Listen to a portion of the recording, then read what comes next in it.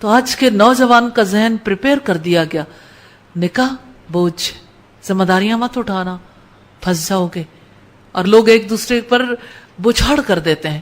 ابھی ایک بچے کی شادی ہوئی، اس کی ایج 21 ایئرز ہے. شادی ہوئی تو اس کے دوستوں نے کہا، یعنی پہلے تو اس کے ساتھ سمپلی چھیڑ چھاڑ کا سلسلہ جاری رکھا. جب بھی وہ بیچارہ آئے دوستوں کی محفل میں، ظاہر ہے دوستوں کی محفل میں اتنا زیادہ آمد و رفت نہیں رہتی جب شادی ہو جاتی، تو جب آئے تو ان سے کہتے ہیں بڑی سرکار نے اجازت دے دی. اب ایک مرد کے دل پہ کیا گزرتی ہوگی، کیونکہ وہ اجازت لے کے تو نہیں آتا، لیکن ظاہر ہے کہ یہ باتیں بیوی کے لیے دل میں محبت تھوڑی رہنے دیتی ہیں. وہ سمجھتا اچھا یہ ہے جس کی وجہ سے مجھے تانے ملتے ہیں، اس وجہ سے اسے بیوی کی باتیں چبھنے لگ جاتی ہیں.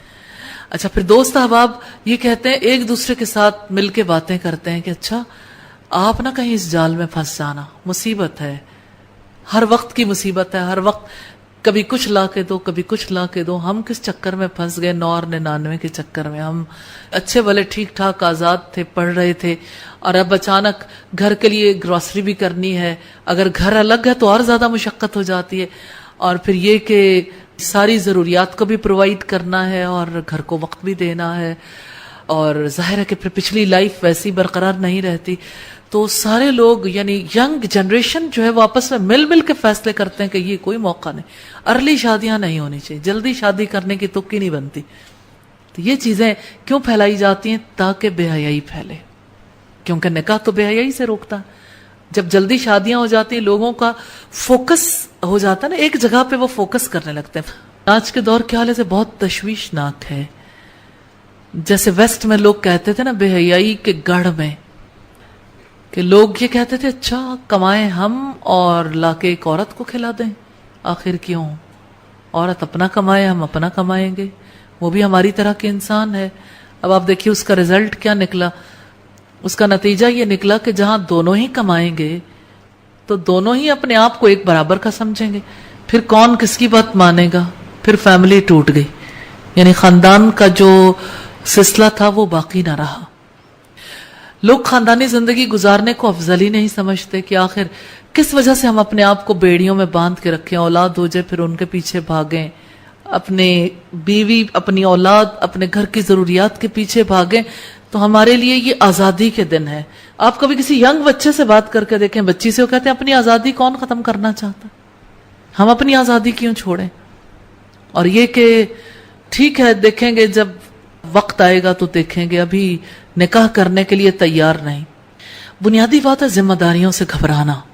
تو ذمہ داریوں سے کیوں گھبراتے ہیں؟ اس لیے کہ یہ جدید تہذیب ایسی ہے جس نے لوگوں کے ذہنوں میں یہ بھر دیا ہے کہ آپ کی اپنی لائف ہے، آپ اپنی لائف سے انجوائے کرو. انجوائمنٹ کی فلسفی، انٹرٹینمنٹ کی فلسفی، اور دنیا میں رہتے ہوئے لوگ خوشیوں کے پیچھے بھاگتے رہتے ہیں، منہ کے بل گرتے ہیں، اور خوشیاں دور جا چکی ہوتی ہیں، کچھ بھی ہاتھ نہیں آتا.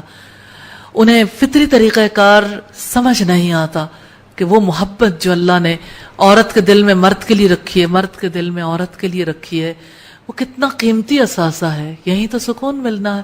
جیسا کہ سورہ روم کی آیت نمبر 21 میں ہے، رب العزت نے فرمایا وَمِنْ آيَاتِهِ أَنْ خَلَقَ لَكُم مِّنْ أَنفُسِكُمْ أَزْوَاجًا لِتَسْكُنُوا إِلَيْهَا، اور اس کی نشانیوں میں سے کہ اس نے تمہارے لیے تمہاری جنس سے جوڑے بنائے تاکہ تم اس کے پاس سکون حاصل کرو.